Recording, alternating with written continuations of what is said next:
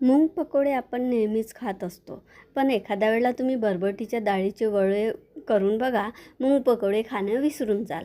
चला, याकरता आपल्याला बरबटीची डाळ 3 वाट्या, 1 वाटी चण्याची डाळ 2-3 तास भिजू घालायची आहे. भिजल्यानंतर आपल्याला मिक्सरमध्ये दरदरती बारीक करायची आहे.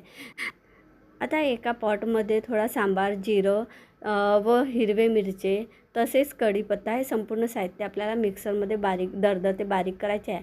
तसेच यामध्ये आपल्याला तीळ, ओवा, मुंगण्याच्या शेंगाचे जे झाड असते त्याचे पानं वाळवलेले मी यामध्ये टाकले आहे. तसेच हळद, तिखट, चवीनुसार मीठ, लांब चिरलेले कांदे हे संपूर्ण साहित्य आपल्याला टाकून व्यवस्थित त्याला फेटून घ्यायचे आहे. आता आपल्याला एका कढईमध्ये तेल गरम करायला ठेवायचे आहे. त्यानंतर आपल्याला या बरबटीच्या डाळीचे वडे करायचे आहे. छोटे छोटे गोलाकाराचे वडे आपल्याला याला तळून घ्यायचे आहे. वड्यांना मध्ये गड्डा करायचा, त्यामुळे वड्या आतून पण छान शिजत असतात. अशा प्रकारचे संपूर्ण वडे आपल्याला हाय फ्लेमवर गोल्डन ब्राऊन होतपर्यंत तळून घ्यायचे आहे.